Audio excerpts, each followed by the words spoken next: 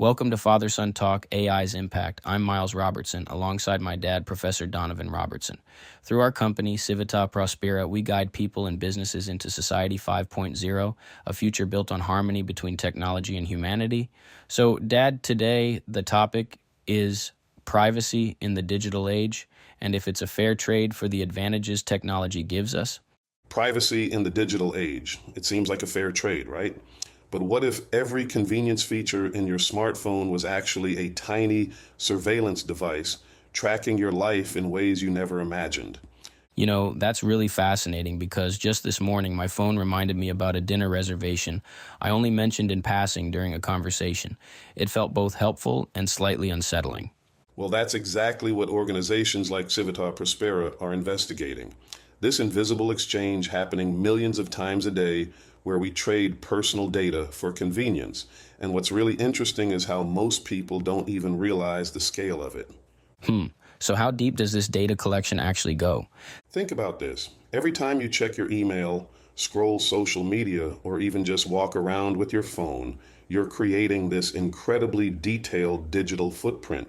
Like your phone knows when you wake up, where you go for coffee, who you talk to, even your heart rate during those conversations. Oh, wow. You know what's really wild about that? The algorithms can probably predict our behavior better than we can predict it ourselves. Exactly right. And that's where Civita Prospera's work becomes so crucial. We're really pushing for this fundamental shift in how we think about AI and data collection.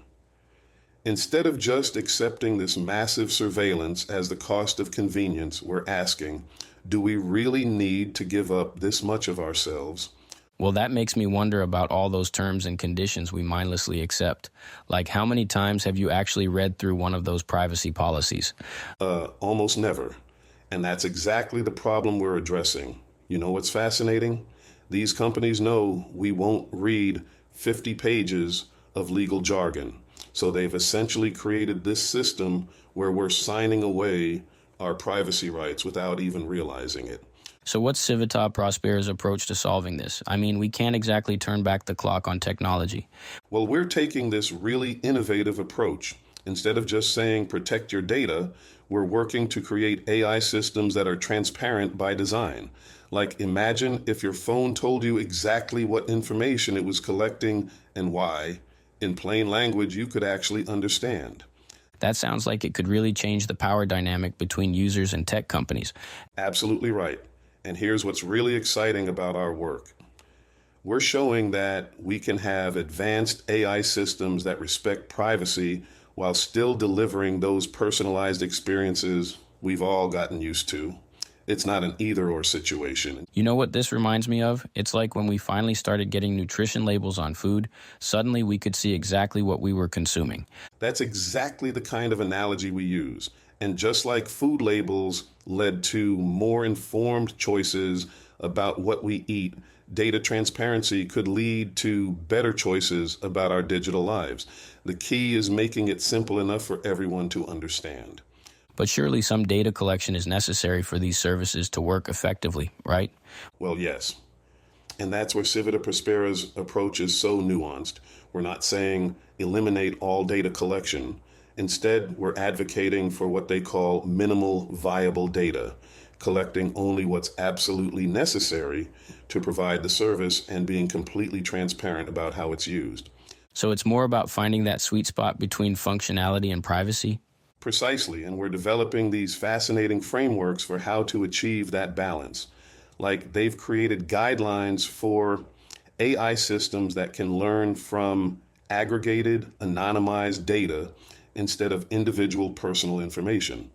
That sounds promising, but how do we actually start taking control of our digital privacy right now? So here's what's really interesting. Civita Prospera recommends starting with what we call digital awareness exercises.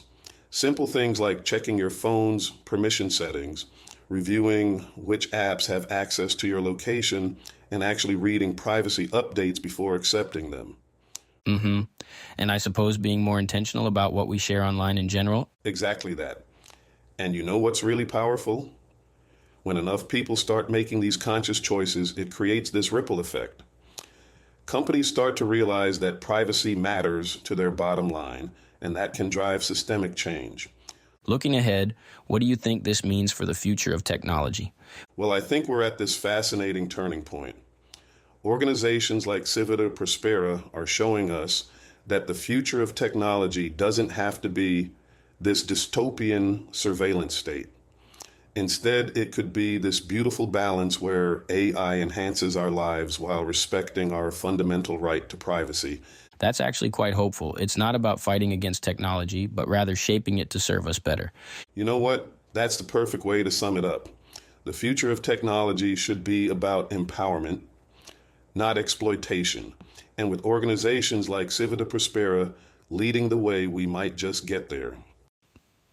Thanks for joining us on Father Son Talk AI's Impact. We hope you picked up something new and enjoyed the conversation as much as we did. If you liked this episode, be sure to subscribe, leave a review, and share it with your friends and family. To keep exploring these ideas, visit us at civitaprospera.org and follow Civita Prospera on Instagram and LinkedIn. We'd love to hear your thoughts and questions about AI and the future. Until next time, stay curious and stay informed.